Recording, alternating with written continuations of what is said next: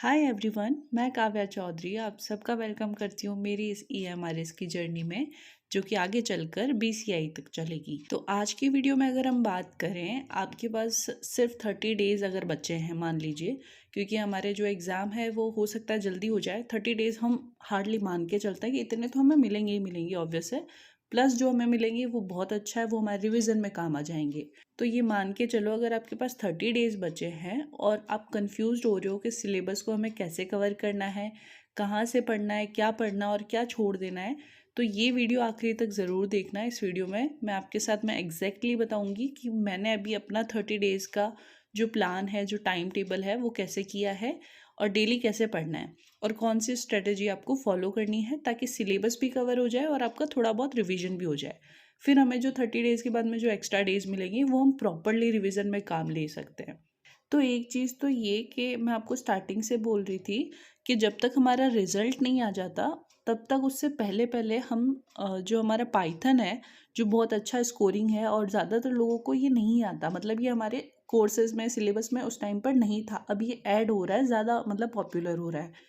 तो उस टाइम पे जिन्होंने नहीं पढ़ा है, वो एक बार इसको तब तक पढ़ लो जब तक रिजल्ट आ रहा है, ये मैं हमेशा आपको कहती थी।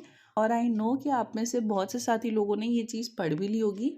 तो अभी आपको सिर्फ एक थोड़ा हल्का फुल्का जो आइडिया होता है पाइथन का, वो मिल गया होगा। तो अब यहाँ पे हम सारी चीज़ें क्लियरली समझते हैं कि हमारे EMRS के TGT कंप्यूटर साइंस, या फिर आप PGT भी ले लो, 30 डेज़ का टॉपिक वाइज टाइम टेबल कैसे प्लान कर सकते हो। टाइम आप अपने अकॉर्डिंग सेट कर सकते हो, जैसे आपको दिन में टाइम मिल रहा है। मैंने ये 2 स्लॉट प्रिपेयर कर रहे हैं 4 आवर्स के, दोनों ही 4 आवर्स के हैं।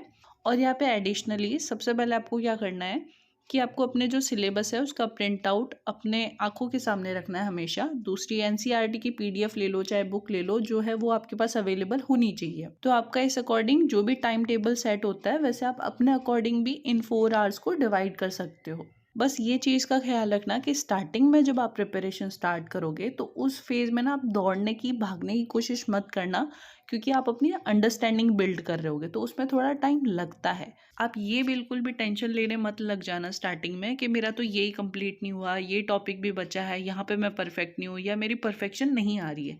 थोड़ा सा टाइम दो, चीज़ें अपने आप अच्छी हो जाएगी। और ये मैं बिल्कुल भी नहीं बोलूँगी कि आप 12-12, 14-14 घंटे पढ़ो। आप अपना अगर टाइम निकाल पा रहे हो उस अकॉर्डिंग पढ़ो, पर जितना पढ़ रहे हो उतना मन लगा के पढ़ो, एक जगह शांति से बैठ के पढ़ो। और इस फेज़ में ना आप अपने दिमाग को बिल्कुल थोड़ा शांत रखना। सबसे ज़्यादा यही इम्पोर्टेंस होगी हमारे लिए कि हम चीज़ों को अंडरस्टैंड कर पा रहे हैं। और जब आप पढ़ोगे तभी तो आपको पता चलेगा कि आपका कौन सा टॉपिक है वो वीक रह गया, कौन सा अच्छा हो गया है।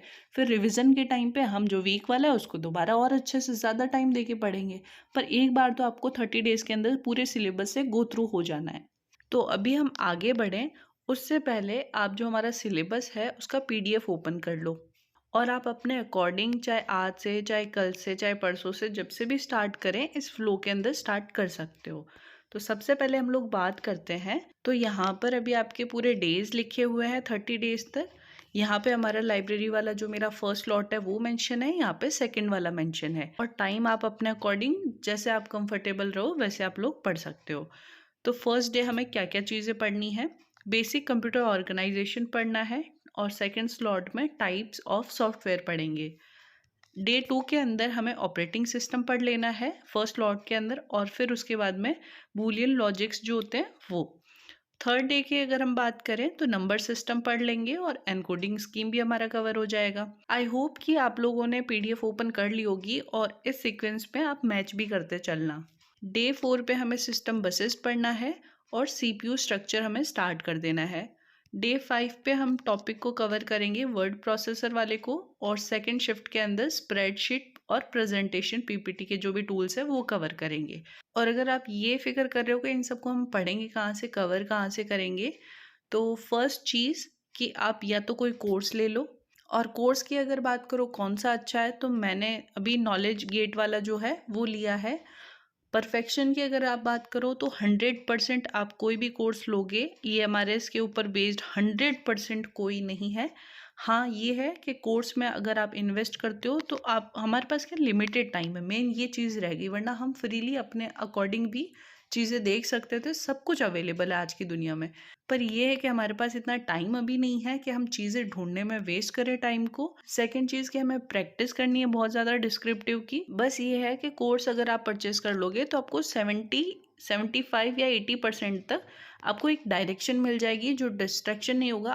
आप लाइब्रेरी में या फिर घर पे जैसे भी आप पढ़ने बैठोगे, सीधा अपना कोर्स ओपन करा, उसमें जिस सीक्वेंस के अंदर सब कुछ दे रखा था वो पढ़ा, प्लस साथ में आप एनसीईआरटी भी कवर करते हुए चलना। तो ये आप इन दोनों का कॉम्बिनेशन, कोचिंग प्लस आपका एनसीईआरटी, ये दोनों का कॉम्बिनेशन आपके लिए सफिशिएंट है।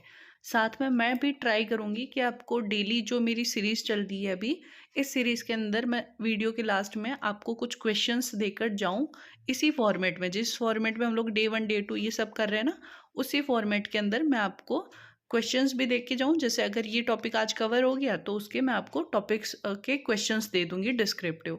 वो आप अपने अकॉर्डिंग घर पर उससे प्रैक्टिस कीजिएगा, चैट जीपीटी से लिखवा कर, चाहे कैसे भी, पर आप अपने अकॉर्डिंग इन्हें प्रैक्टिस कीजिएगा ताकि थोड़ा सा आपको लिखने का तरीका समझ आने लग जाए। फिर उसके बाद हम डे 6 की बात करें तो यहाँ पे पाइथन स्टार्ट हो जाती है हमारी। पाइथन के लिए वैसे मैंने आपको पहले बोला था आप पढ़ लीजिए, बट अगर नहीं भी पढ़ा है तो आपको यहाँ पे सफिशिएंट टाइम मैंने आपको दिया है, क्योंकि हाँ पाइथन थोड़ी सी अच्छी खासी लेवल की है हमारे लिए। मोस्ट ऑफ पोर्शन जो है हमारे सिलेबस में वो पाइथन का है, इसलिए तो यहाँ पे हम पाइथन की स्टार्टिंग करेंगे, थोड़ा बहुत बेस पढ़ लेंगे एक शिफ्ट में। सेकंड में हम लोग फ्लो चार्ट्स वगैरह, सूडो कोड वगैरह ये पढ़ लेंगे। डे 7 पर हम लोग डीकम्पोजिशन पढ़ेंगे और प्रैक्टिस कर लेंगे थोड़ी बहुत, और रिविज़न कर लेंगे जो हमने एक दिन पहले और इस दिन पढ़ा है वो। उसके बाद डे 8 पे हम लोग पाइथन के बेसिक्स कुछ कवर करेंगे और इसके डेटा टाइप्स पढ़ेंगे। डे 9 पे हम लोग ऑपरेटर्स, एक्सप्रेशन, स्टेटमेंट और टाइप कन्वर्जेशन, ये सारी चीज़ें कवर करेंगे। डे 10 पे एरर्स वगैरह और फ्लो कंट्रोल। और इनमें ये और बता दूं कि जैसे कुछ कुछ टॉपिक्स हैं उनमें तो ज़्यादा डेटा है ही नहीं पढ़ने के लिए, तो ये भी आप यूटिलाइज कर सकते हो कि मान लो ये छोटा टॉपिक है तो पहले का कुछ आपको रिवीजन करना हो वो यहाँ पे स्लॉट में कर सकते हो, या फिर और आगे पढ़ना हो तो आगे का भी आप पढ़ सकते हो। तो ये कुछ यहाँ पे छोटे छोटे टॉपिक्स है, तो उस टाइम को आप अपने अकॉर्डिंग मैनेज कर सकते हो। डे 11 पे हम लोग कंडीशनल स्टेटमेंट और इटरेटिव स्टेटमेंट्स को कवर कर लेंगे। 12 पे स्ट्रिंग्स और स्ट्रिंग की प्रैक्टिस करेंगे। इनफ टाइम दिया आपको, सफिशिएंट दिया है, आप लोग प्रैक्टिस भी कर सकते हो जो लेंदी टॉपिक्स है उनके। 13 को हम लोग लिस्ट पढ़ेंगे और उसकी प्रैक्टिस करेंगे। 14 को हम लोग टपल्स और डिक्शनरी कवर कर लेंगे, क्योंकि इन टपल, डिक्शनरी, स्ट्रिंग और लिस्ट, इनमें ना मोस्टली फंक्शंस या फिर आप कह लो मेथड्स वगैरह वो कॉमन है। तो अगर आप 2 दिन अच्छे से थोड़ा इनको टाइम दे दोगे, फिर टपल्स और डिक्शनरी में इतनी आपको प्रॉब्लम नहीं आने वाली है, तो ये जल्दी कवर हो जाएगा आपका। फिर हम 15th डे पे पाइथन मॉड्यूल्स कवर करेंगे और उसके फंक्शंस। फिर 16th डे से हम लोग फाइल्स के ऊपर शिफ्ट हो जाएंगे, जिसके अंदर कि हम लोग टेक्स्ट फाइल को पढ़ लेंगे। 17th डे पे हम लोग बाइनरी फाइल और CSV फाइल के बारे में पढ़ लेंगे। यहाँ पे एक चीज़ ध्यान रखना, जो भी आपका पर्सनल, अगर आपने कोई कोचिंग या कुछ भी अपनी समझ से जो भी लिया हो वो चीज़, और साथ में एनसीईआरटी, इन दोनों का कॉम्बिनेशन सफिशिएंट है आपके लिए। साथ में क्वेश्चंस मैं आपको अवेलेबल करवा दूंगी डिस्क्रिप्टिव के। डे 18 पे फिर हम लोग पढ़ेंगे डिजिटल फुटप्रिंट्स और सोसाइटी नेटिज्म, और 19 को हम लोग डेटा प्रोटेक्शन, साइबर क्राइम और साइबर सेफ्टी। ये वैसे थियोरेटिकल पार्ट है तो आप लोग इसे जल्दी कवर कर लोगे। डे 20 पे हम लोग नेटवर्किंग स्टार्ट कर देंगे और डेटा कम्युनिकेशन वगैरह। डे 21 पे हम लोग ट्रांसमिशन मीडिया कवर करेंगे और नेटवर्क डिवाइसेस कवर करेंगे।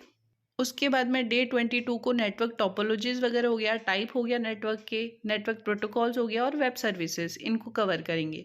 फिर डे 23 से हमारा डेटाबेस के कंसेप्ट स्टार्ट हो जाएंगे, जिसमें रिलेशनल डेटाबेस आ जाएगा। 24 डे को हम लोग SQL और SQL की प्रैक्टिस करेंगे यहाँ पे उस दिन। और डे 25 को हम लोग क्वेरी और मैनिपुलेशन डेटा और SQL का रिविजन चलेगा 2 दिन तक, जो सेकेंड शिफ्ट है उसमें। डे 26 को एमर्जिंग ट्रेंड्स वगैरह, AI वगैरह। और डे 27 AI कोर कंसेप्ट्स और यूज़ ऑफ AI टूल्स।